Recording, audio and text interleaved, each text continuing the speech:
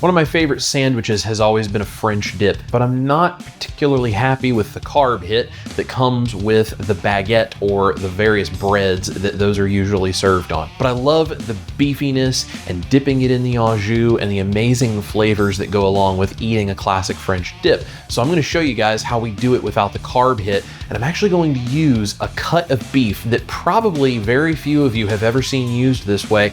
And many of you, I'm guessing, probably don't even know how to cook it, but it's amazing when you actually do it right. Let's build it from the ground up the right way without all of the carbs. It's a classic French dip done carnivore style today on Chris Cookin' Nashville.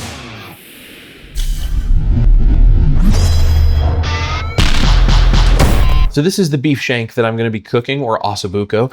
This has been salted generously on both sides and allowed to sit for several hours to dry brine in the refrigerator.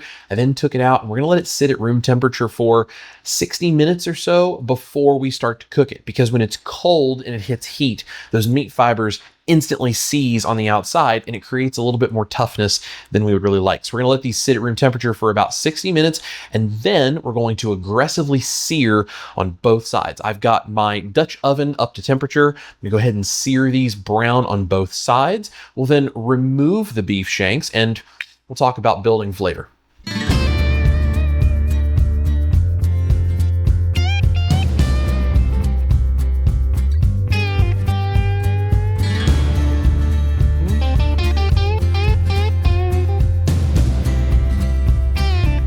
Now that the beef has been seared on both sides, we're going to use our hot pan, and this is optional, but if you want to put in some aromatics, now is the time. I have a small onion that I have chopped up, and I'm going to add a little bit of garlic as well. I'm just going to saute those until they are softened, and then add our beef back in so we can get this ready for the oven.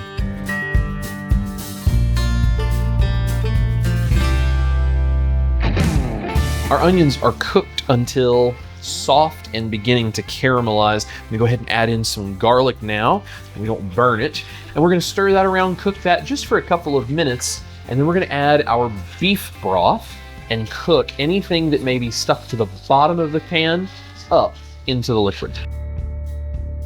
A beef sandwich, like a French dip, is supposed to be very beef and salt forward. So I'm gonna use some pepper. You can do some optional things like onions and garlic, but keep it pretty simple and beef forward for that classic French dip vibe. I'm gonna go ahead and add in my beef broth now. Use whatever kind you like, beef broth, beef bone broth, something you've made yourself, something you buy in the store, whatever you're comfortable with. You're gonna need about 3 cups of this, maybe a little bit more or a little bit less depending on the size of your beef shanks. You want them to be 2/3 of the way submerged when we add them, but not completely covered because we are braising, not boiling.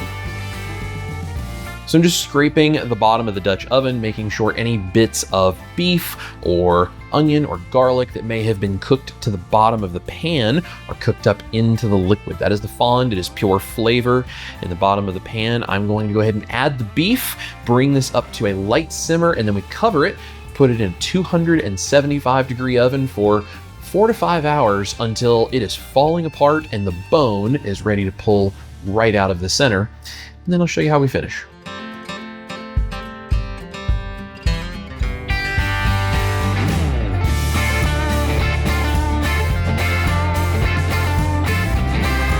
If you want to make this steakhouse beefy, a teaspoon of fish sauce is a fantastic way of doing that. It is not going to taste like fish. We're not going to use enough for that. We're just going to add about a teaspoon, and that is going to bring the umami and the glutamase of all of that beefy flavor to the forefront of your palate.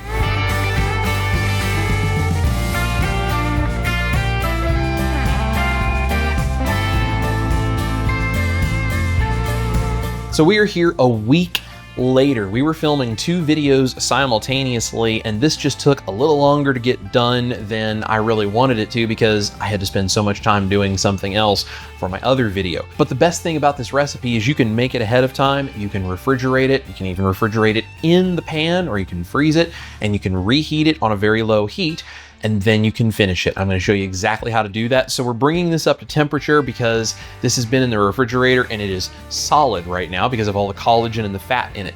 We're going to bring that up until it is liquid enough that I can pull the beef out. I'm going to show you the beef shanks.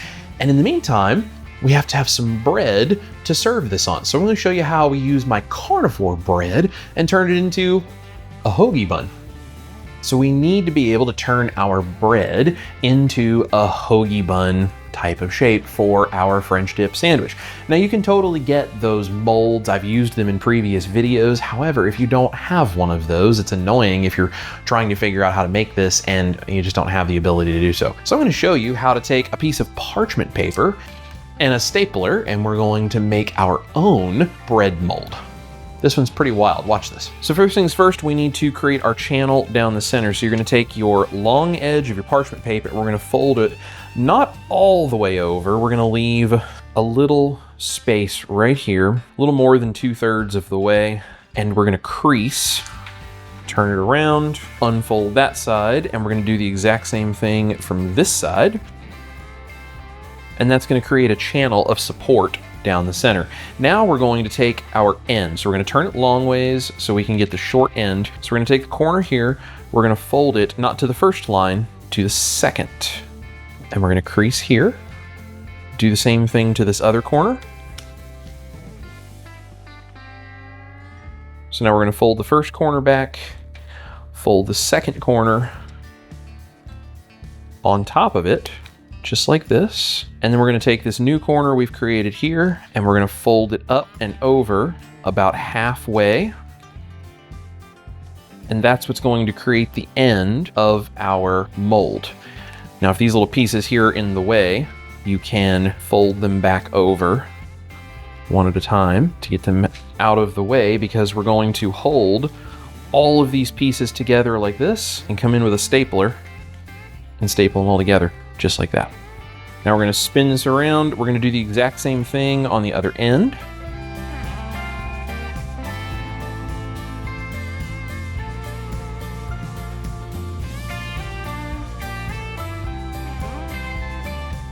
Now if you take your two stapled ends and you pull them up and you come down here and you push in the corners to pop those corners out, you will get a basically freestanding bread mold to pour the carnivore bread batter into. And this is going to bake exactly like the loaf. It's just smaller, so it probably will bake a little bit faster. Just make sure it doesn't get too brown on the top. So instead of 45 to 60 minutes, you're probably looking at 35 minutes. This is my standard carnivore bread mixture, exact same recipe. I'm just gonna start checking it around 30 to 35 minutes just to make sure we don't over brown it. I'm gonna put it half and half in each of these molds.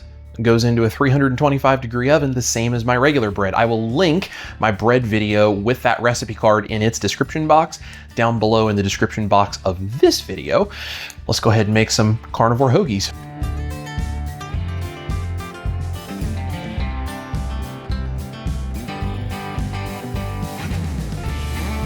All right, the beef is up to temperature. We can go ahead and pull our beef shanks out. Try to do this as carefully as possible, but they are going to probably want to fall apart on you, which is exactly what we're looking for. We're going to turn the temperature up on a medium-high to high heat, and we're going to cook down the remaining liquid in the Dutch oven. We're going to cook this down maybe 10 or 15% just to thicken that down with the collagen. And to make it extra rich, be sure to scoop out all of the fatty collagen goodness from inside these bones from the beef. Then we're just going to take a whisk and cook this all together for just a few minutes, thicken it down, and it becomes the jus that we can dip these French dip sandwiches in.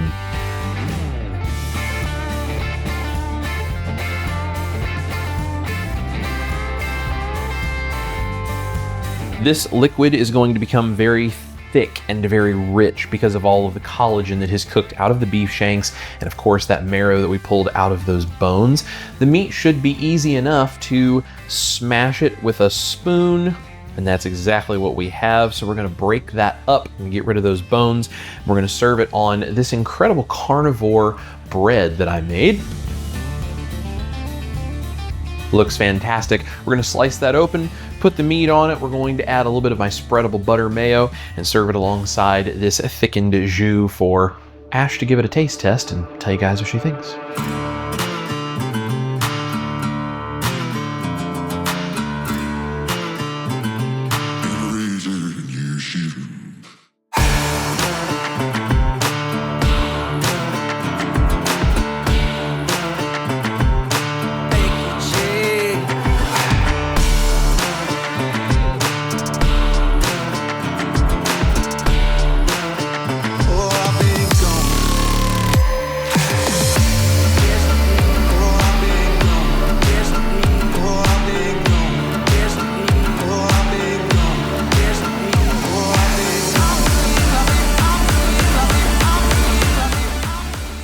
see what you think. This looks like a tasty treat. I already like how your bread is holding. Just try it without the au jus first. That meat is the most tender, most juicy you have ever created. I love the seasoning, the texture of it. It literally just melts in your mouth. You are cutting it with a spoon. Yes, you should be able to cut it off the bone with the spoon and smash it up with a spoon. Should not be an issue. Your bread is fantastic. Super, super good. But I mean, the meat, it's the star of the show. I could eat it with a spoon. Yeah. Let me try it with some of this au jus. Oh yeah. I could also eat that with a spoon. Yeah. It's so rich and such good flavor. It's just like, whew. It's all the collagen in it. Yes. Yeah. Oh man. Yeah. Babe, this is bomb. This is better than any sandwich I could even go get anywhere else. I think you nailed this. Yeah. I'm like, wow. Ash is not a cheese on her sandwich kind of person, but if it was me, I'd throw some provolone or something like that, maybe some mozzarella over top of the meat before I finished the sandwich, but you know, do it however it is you like it. Now, I am not actually eating. I'm allowing her to eat, and I'm not partaking because we're also about to finish filming a salmon challenge video. Once that video is out, I'll make sure it is in the description box of this video as well. So that is going to be a really interesting video because the salmon is raw. That's all I'll say. There's a lot of ways you can take cheap cuts of meat or really tough cuts of meat, do all different kinds of things with it, and make things exactly like this. This is a great thing if you have especially beef shanks that are easy for you to get a hold of at some store nearby, but you don't really know what to do. You don't need the bread to do a sandwich. You can eat it, like she said, with a spoon, or you can make the bread and you can do the French dip. Now, if you like this kind of thing, you need to check out how to do this right over here. This is Chris Cookin' Nashville and Ash Taylor. You guys eat your meat, especially when it's a carnivore French dip made from beef shanks. Love your life. We'll see you here in the kitchen for more juicy and tender recipes just like this. Delicious. Delicious.